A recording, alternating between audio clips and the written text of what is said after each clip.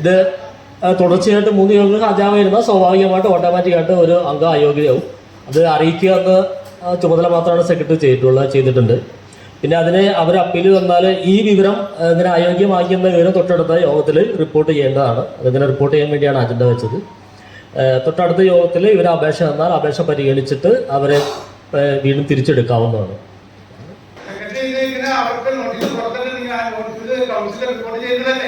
Report ചെയ്യാനാണ് agenda വെച്ചിട്ടുള്ളത്. അല്ല, ഇത് റിപ്പോർട്ട് ചെയ്യാനും അപേക്ഷ ഒരുമിച്ചാണ് വെച്ചിട്ടുള്ളത്. കാരണം അവർ അടുത്ത യോഗം എന്ന് പറയുമ്പോൾ തന്നെ അതിന് മുന്നേ അപേക്ഷ തന്നിരുന്നു. അതുകൊണ്ടാണ് രണ്ടും ഒരുമിച്ച് വെച്ചത്. ഇത് റിപ്പോർട്ട് ചെയ്തായിട്ട് പരിഗണിക്കുകയും അടുത്ത യോഗത്തിൽ വീണ്ടും പരിഗണിക്കുകയും ചെയ്യാൻ എങ്ങനെ വേണമെങ്കിലും ചെയ്യാം.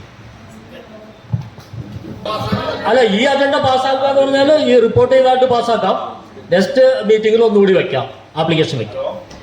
മുനിസിപ്പൽ സെക്രട്ടറി അവർക്ക് 3 മാസത്തിൽ കൂടുതൽ പങ്കെടുത്തില്ല, അതുകൊണ്ട് അയോഗ്യതയായി എന്ന് പറഞ്ഞ് നോട്ടീസ് കൊടുത്തു. അപ്പൊ 15 ദിവസത്തിനുള്ളിൽ ആ നോട്ടീസിന് മറുപടി തരാം. അവർ അന്ന് തന്നെ മറുപടി തന്നതാണ് ഞാൻ മനസ്സിലാക്കുന്നത്.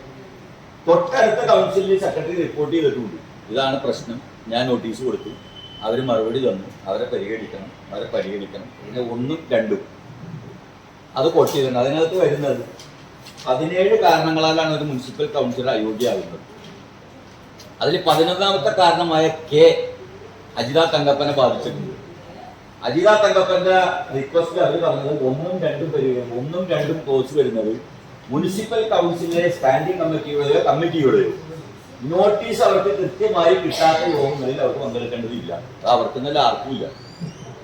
2 പറയുന്നത് ഷോർട്ട് നോട്ടീസിൽ ഒരു കൗൺസിലറെ അറിയിച്ചാൽ അതിലും പങ്കെടുത്തില്ല, അതും അവരെ ഒഴിവാക്കുന്ന കാരണമാണ്. അപ്പൊ അത് 2ഉം അവർ പറഞ്ഞിരിക്കുന്നു. മെഡിക്കൽ സർട്ടിഫിക്കറ്റും അവർ തന്നിരിക്കുന്നു. ഇത് ഇതിനകത്ത് ഞങ്ങളൊക്കെ പൊതുരംഗത്ത് നിൽക്കുന്ന ആളുകളാണ്, മത്സരിക്കുന്നവരാണ്, കൗൺസിലറാകുന്നവരൊക്കെയാണ്. ഇത് സ്വാഭാവികമായി സംഭവിച്ചു എന്നുള്ളൊരു യാഥാർത്ഥ്യവുമാണ്. അപ്പൊ അതിനകത്ത് ഈ കൗൺസിലിൽ ഈ അജണ്ട അനുസരിച്ച് പാസ്സാക്കാന്നുള്ളതാണ് ഇപ്പോഴത്തെ ഒരു ജനാധിപത്യ മര്യാദ. ഈ 2ാമത്തെ കാര്യമൊക്കെ ഇതിനകത്ത് എഴുതി അതൊക്കെ സെക്രട്ടറിയുടെ വഹിക്കും. ഞങ്ങളുടെ ഒരു അഭിപ്രായം, ഞങ്ങളുടെ ഒരു തീരുമാനവും ഈ കോൺക്രീറ്റ് ആയിട്ട് ഈ ആ കൗൺസിലർ അയോഗ്യത പിൻവലിച്ച് അവരെ കൗൺസിലറായിട്ട് പുനഃസ്ഥാപിക്കണം എന്ന് പറഞ്ഞ എൻ്റെ വ്യക്തിപരമായ അഭിപ്രായം. പിന്നെ ബാക്കിയുള്ളവർക്ക് ചർച്ച ചെയ്യാം. എന്തായാലും ഈ കൗൺസിലിൽ ഈ അജണ്ട വന്നത് പാസ്സാക്കിയിരുന്നു.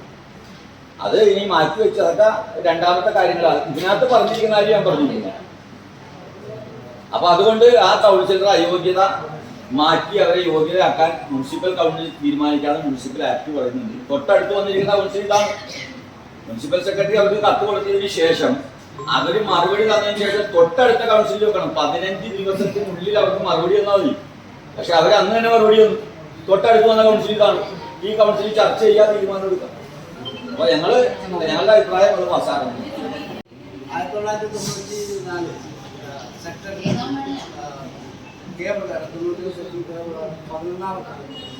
അത് ഇത് പരിശോധിച്ചതിന്റെ അടിസ്ഥാനത്തിൽ അയോഗ്യരാക്കി ഞാൻ മനസ്സിലാക്കി. അതോടൊപ്പം തന്നെ ഈ അയോഗ്യരാക്കിയ കൗൺസിലർക്ക് ഈ 94 പോലെ തന്നെ 2 പ്രകാരം സെക്രട്ടറി രേഖാമൂലം നോട്ടീസ് കൊടുത്തു. ആ രേഖാമൂലം നോട്ടീസ് കൊടുത്തത് മനസ്സിലാക്കി.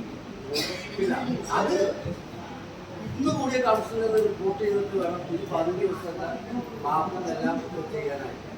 അപ്പൊ അതുകൊണ്ട് തന്നെ ഇത് തെറ്റാണെന്ന് ഇത് പറയാം. അത് അതിന് എടുക്കാൻ പാടില്ലാത്ത. 2ാമത്തത് 9 മാസമായിട്ട് വിദ്യാഭ്യാസ സ്റ്റാൻഡിംഗ് കമ്മിറ്റിയിൽ ഹാജരായിട്ടില്ല. ഒരു മെഡിക്കൽ സർട്ടിഫിക്കറ്റ് ഹാജരാക്കിയിട്ടില്ല. അപ്പോൾ അത് കഴിഞ്ഞിട്ട് അയോഗ്യരാക്കി കഴിഞ്ഞിട്ടുള്ള മറുപടിയിലാണ് ഈ സുഖമില്ലാതെന്ന് പറഞ്ഞത്. അത് വാർത്താരോട് പറഞ്ഞാൽ ഒരാൾ എഴുതി കൊടുത്താൽ അത് അയോഗ്യമില്ലാതെയാണ്. അപ്പൊ അത് നയപരമല്ലാതെ. അപ്പൊ അതുകൊണ്ട് ഈ അജണ്ട തന്നെ എടുക്കാൻ പാടില്ലാത്ത.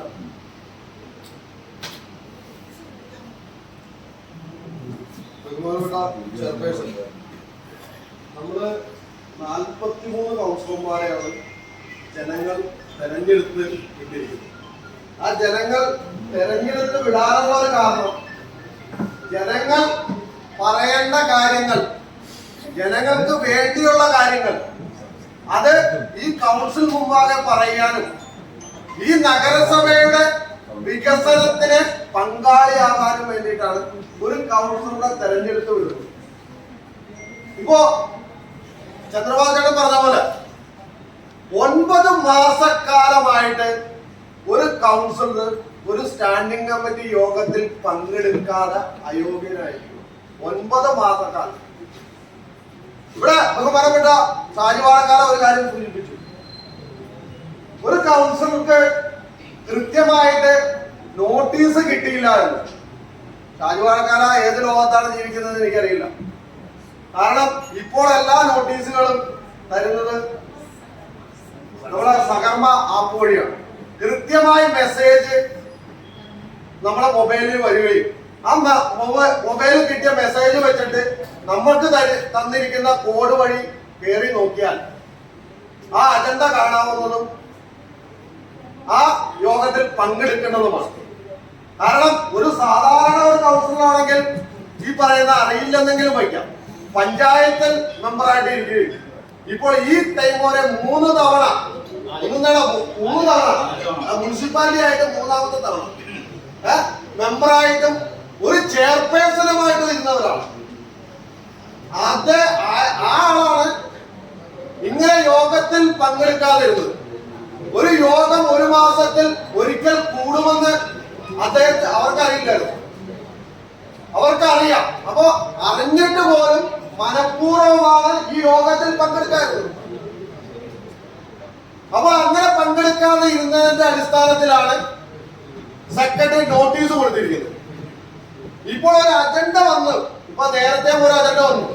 ചില കാര്യങ്ങൾ അജണ്ടയിൽ തെറ്റായിട്ട് വന്നാൽ അത് തിരുത്തപ്പെടുക തന്നെ വേണം.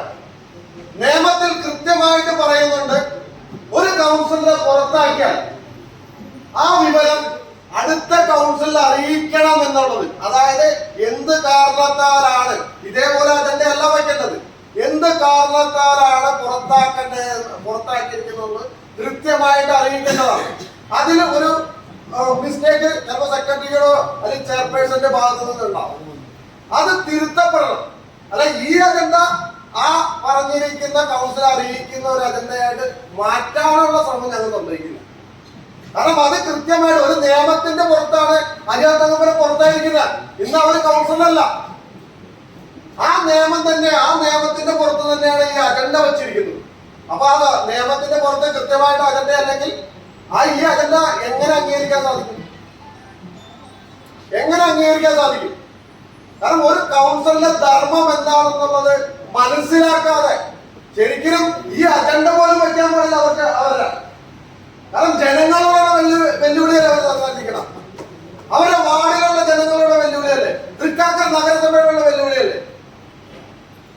അപ്പൊ അതുകൊണ്ട് തന്നെ ഈ അജണ്ട കൃത്യമായിട്ട് വച്ച ശേഷം മാത്രമേ സെക്രട്ടറി ഇത് അജണ്ട കൂടെ അടുത്ത കൗൺസിലിൽ ഞങ്ങൾക്ക് റിപ്പോർട്ട് എന്താണ് നിയമത്തിൽ പറഞ്ഞേക്കാൻ അതുപോലെ വന്നു. ഭൂരിപക്ഷ അഭിപ്രായത്തിൽ തീരുമാനിച്ചോട്ടെ. അപ്പൊ ഭൂരിപക്ഷ അഭിപ്രായത്തിൽ എന്ത് വേണമെങ്കിൽ നിങ്ങൾക്ക് തീരുമാനിക്കാലോ, അതിലൊന്നും ഞങ്ങൾക്ക് എതിർപ്പില്ല. പക്ഷെ കൃത്യമായ അജണ്ട വച്ചില്ലെങ്കിൽ ഇത് പാസ്സാക്കാനാണ് ശ്രമമെങ്കിൽ ഞങ്ങൾ അംഗീകരിക്കും. സഹകരണ വഴി ആപ്പ് വഴി നോക്കുന്ന എത്ര കൗൺസിലർമാർ ആവശ്യത്തിനുണ്ടെന്ന് പറഞ്ഞു പോകട്ടെ. അല്ലെങ്കിൽ നമ്മുടെ മുനിസിപ്പൽ കൗൺസിൽ എത്ര പേർക്ക് സഹകരണ വഴി നോക്കാനറിയുന്നുണ്ട്. ഇതിനെക്കുറിച്ച് യാതൊരുവിധ ഇതും കൊടുത്തത് പരിശീലനവും കൊടുക്കാതെയാണ് കൗൺസിലർമാർ അക്ഷേപിച്ചേക്കുന്നത്. അല്ലേ?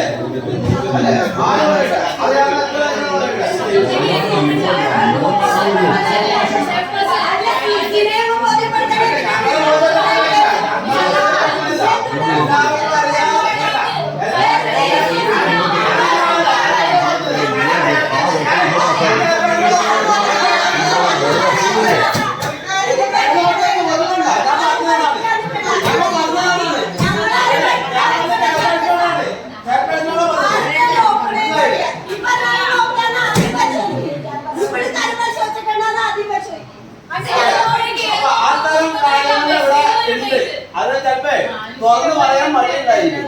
അങ്ങനെ ഞാൻ നമ്മുടെ അതിന്റെ സ്റ്റാൻഡിംഗ് കമ്മിറ്റി ചെയർമാൻ ചോദിക്കുന്നത്, താങ്കൾ നെഞ്ചത്ത് കൈവച്ചിട്ട് പറയാൻ പറ്റുമോ ഈ കക്ഷിനെ നിങ്ങൾ വിളിച്ചിട്ടില്ലേ? സ്റ്റാൻഡിംഗ് കമ്മിറ്റിക്ക് നിങ്ങൾ വിളിച്ചിട്ടുണ്ടോ? ആ ചെയർപേഴ്സൺ പരാതി കൊടുത്തിട്ടില്ലേ നിങ്ങൾ പേഴ്സണലായിട്ട്? ഇല്ലെന്ന് പറയാൻ പറ്റുമോ? ഇത് സഹകരണത്തെ പറ്റി ചുറ്റി പറ്റി കേൾക്കുന്നില്ല. അപ്പൊ ഈ വഴിയായിരുന്നു പറയാൻ പറ്റില്ല. ധാർമ്മികത നോക്കുകയാണെങ്കിൽ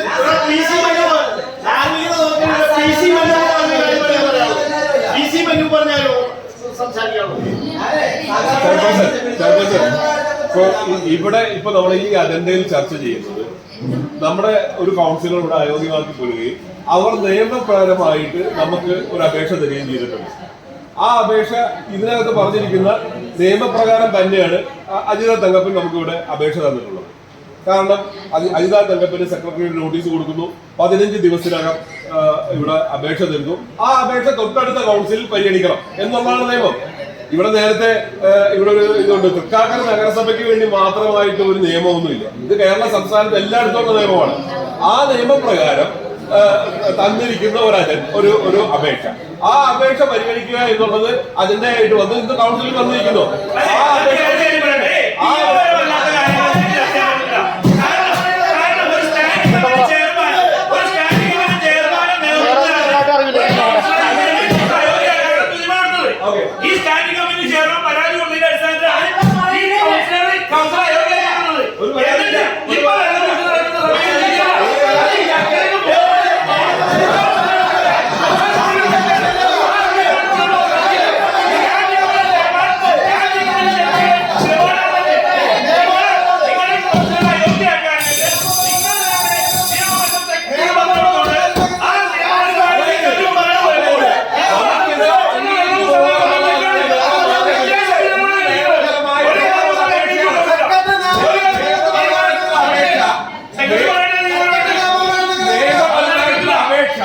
പരിഗണിക്കുക എന്നുള്ളത് ഒച്ചയെടുത്തിട്ടാണ് നിയമത്തെ മാറ്റാൻ പറ്റില്ല. നിയമപരമായിട്ടുള്ള ഒരു അപേക്ഷ അജിത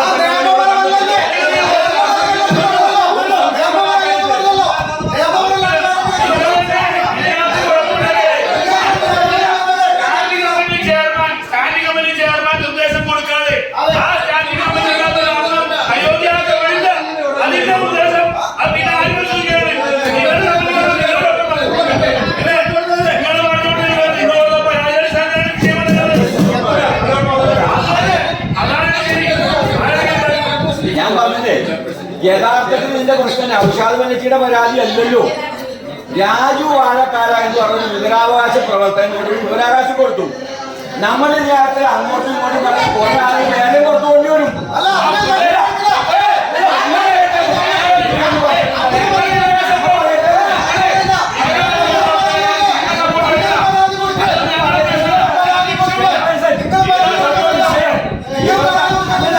ഇവിടുത്തെ വിഷയം എന്താ? അജിത തങ്കപ്പന് സെക്രട്ടറി നോട്ടീസ് കൊടുത്തു. റിപ്പോർട്ട് ചെയ്യണോ ചെയ്യേണ്ടതെന്ന് തീരുമാനിക്കുന്നത് സെക്രട്ടറിയാണ്. അജണ്ട എന്താ? ഇവിടെ വന്നിരിക്കുന്ന അജണ്ട സെക്രട്ടറി നോട്ടീസ് കൊടുത്തു, നോട്ടീസിന് മറുപടി കൊടുത്തു, കൗൺസിൽ വന്നത്. ഞങ്ങളുടെ ആവശ്യം ഈ കൗൺസിൽ ഈ പാസ്സാക്കണം.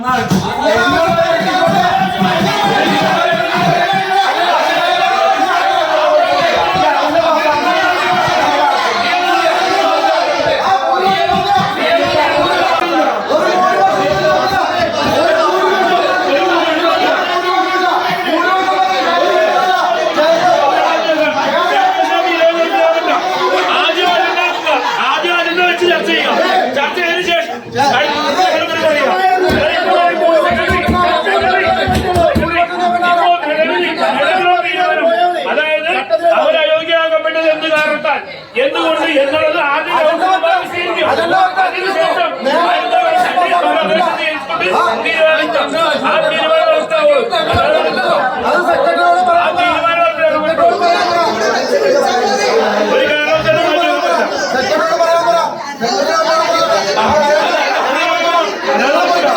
കാരണം നിയമപരമല്ലാത്ത ഒരു കാര്യത്തിൽ പറ്റില്ല.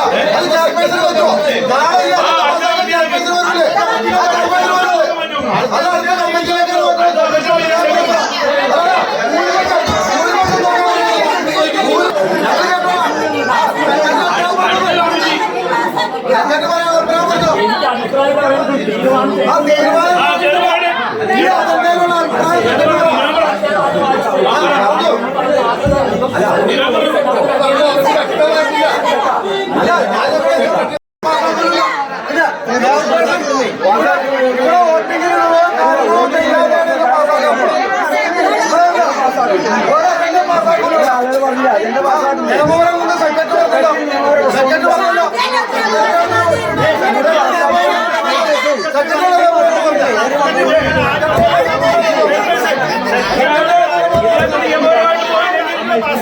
Gracias.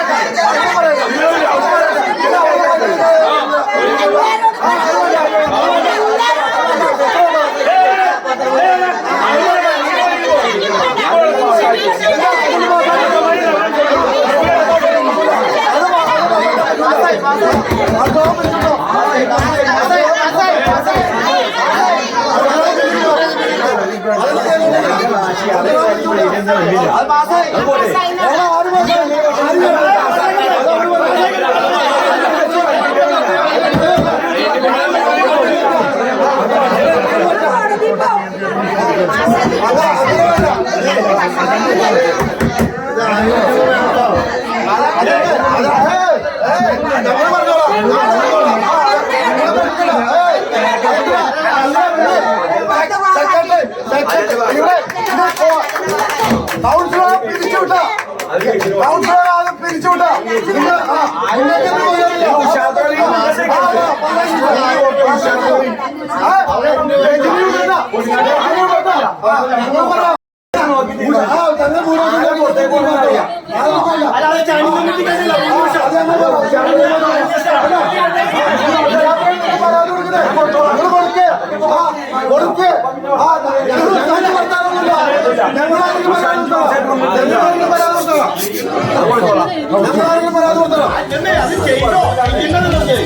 എല്ലാവരും